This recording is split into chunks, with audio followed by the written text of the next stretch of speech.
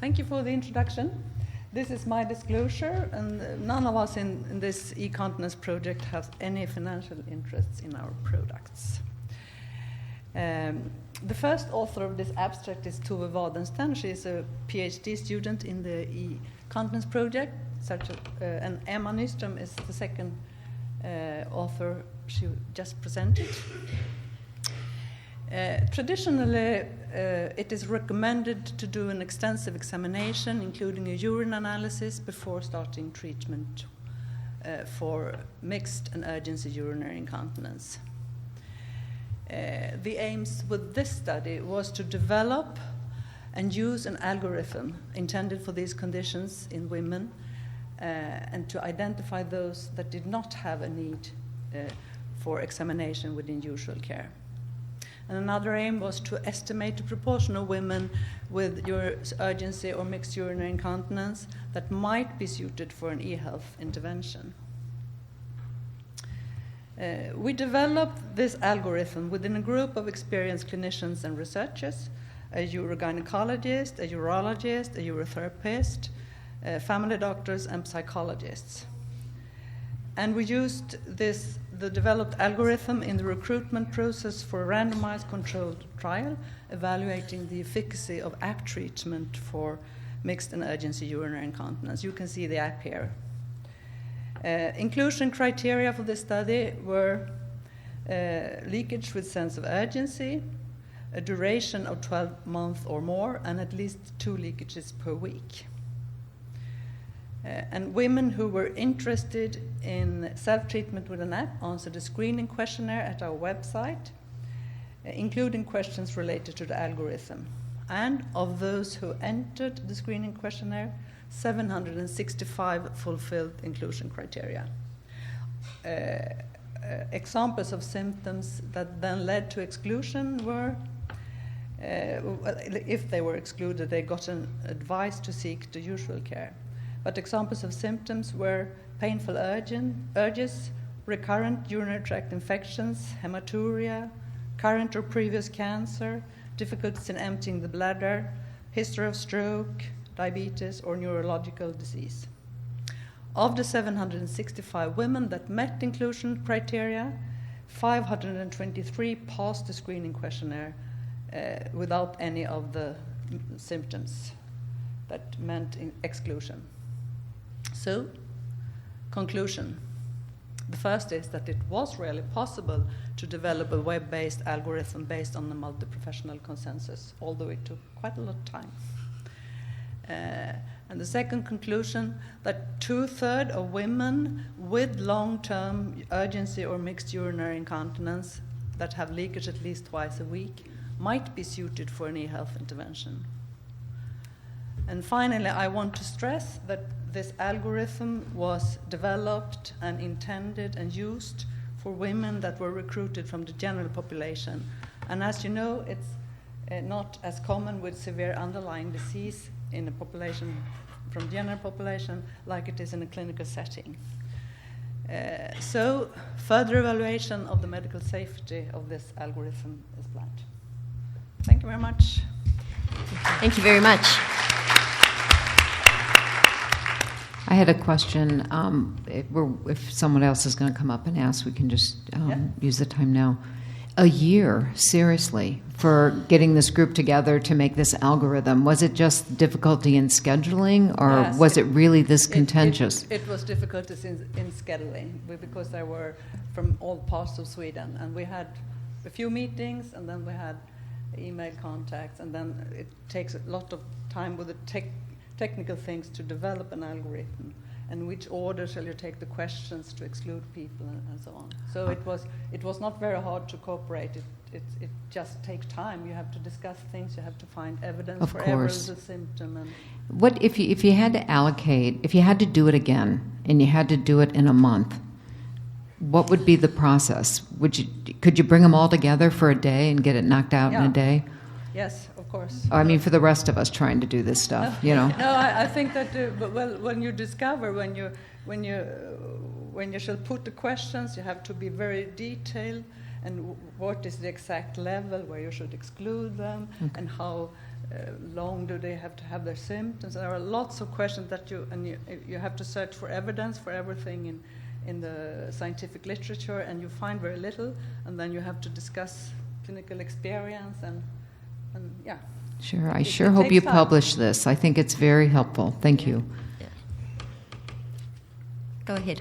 Hi, it's Donna Bliss. Actually, Eva, I wanted to thank you and your group for being such pioneers in this area, for doing all the hard legwork to make it a little bit easier for those of us following you and being inspired by you, so we can learn from you and then just sort of maybe help us get some of those shortcuts. Because when you're the first one doing this, it's always a much longer and tedious process, and the rest of us all benefit. So thank you. Thank you very much.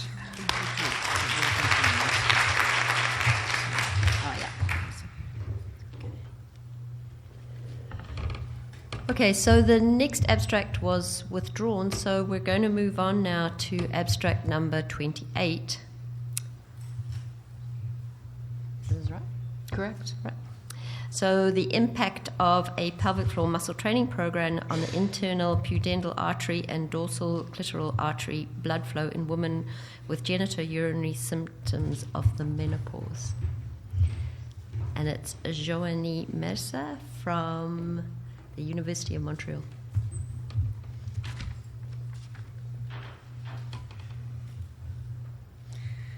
So there were no financial ties related to this study, but I would like to acknowledge ICS, the Quebec Network for Research on Aging, and the Fonds de Recherche Québec for their financial support. The genitourinary syndrome of menopause is caused by the decrease in sex hormones, which lead to changes in genitourinary tissues. One of these changes is the reduction of blood flow, causing less vaginal discharge and lubrication. In postmenopausal women, a skeletal muscle training program has shown to improve local blood flow. So since the arteries irrigating the pelvic floor muscles also supply the vulvovaginal tissues, we had the hypothesis that a pelvic floor muscle training could improve vulvovaginal blood flow. The internal pudendal artery is one of the main vessels irrigating both the vulvovaginal tissues and the pelvic floor muscles. Assessment of its blood flow with color Doppler ultrasound has been found valid and reliable at the level of the ischial spine, and more distally at the level of its terminal branch, the dorsal clitoral artery. So the aims of the study were to assess the impact of the pelvic floor muscle training program on the internal pudendal artery blood flow and the clitoral artery blood flow in postmenopausal women with GSM. 32 postmenopausal women with GSM were recruited for this cohort study.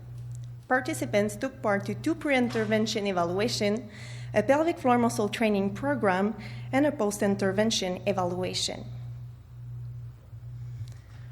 For each blood flow assessment, 3 consecutive measurements were taken at rest for the internal pudendal artery and the dorsal clitoral artery.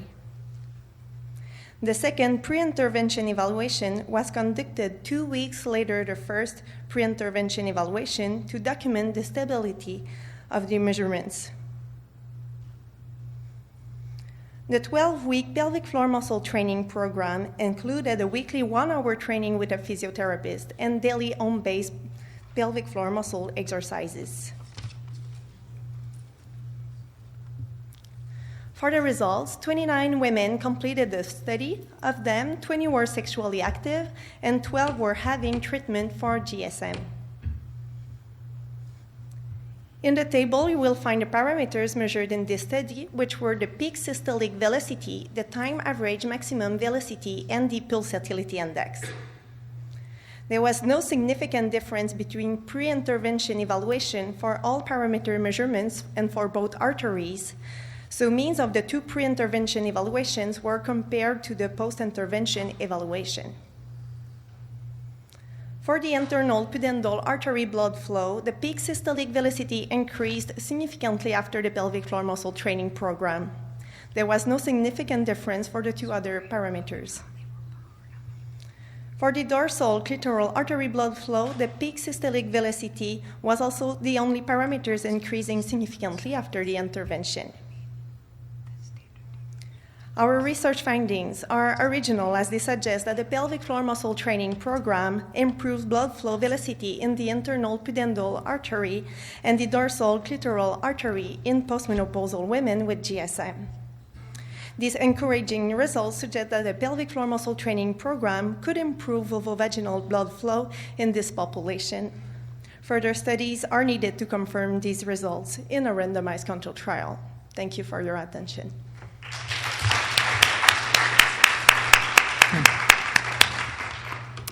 Thank you very much. I have a quick question before there are questions from the floor. So you mentioned in your group of women you had a few that were on some sort of treatment for their symptoms. Do you think this would have caused any difference?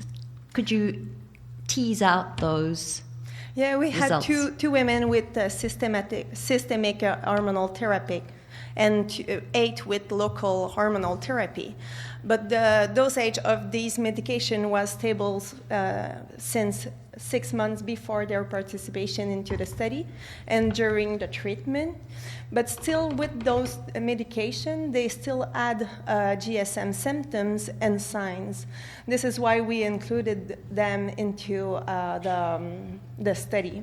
It would be interesting to see if the baseline blood flow will be higher in this population than in the other population without medication. It's something that it will be interesting to look maybe with a bigger population. Yeah. With your, thank you. With your results, just looking at the numbers makes me really want to ask about power. And did you use when you look at your standard deviations and stuff, do you feel like you powered the study adequately? We looked at the power because we did. We looked at how many people it was supposed sample to be size, into. uh-huh. Yeah, the sample size calculation before, and it was supposed to be 20 participants included to see a difference after the intervention. Sure, but you had to put in what a standard deviation was for that. And so when you go back and look, were your assumptions that you used to power the study, were they correct? I think yes. Okay. And we'll let someone else ask. Yeah. Thank you. This is very interesting and exciting work. Did you, I apologize if I missed this, did you collect information about symptoms from patients following the training versus before? We did it. We will present those results in the next presentation on Thursday around noon. How about a sneak peek? You have to come back. Yeah. Don't let that out, man. That's some tough stuff. Great research. I'm really impressed and good. I was just wondering if there had been any myofascial mobilization before the exercise program was given. If there was what? Sorry. Any myofascial mobilization that might have affected the blood flow as well. It was older women. They didn't have physiotherapy treatment for the last year, so no, I don't think they. Okay, great, thanks. Thank you very much. Thank you. Well done.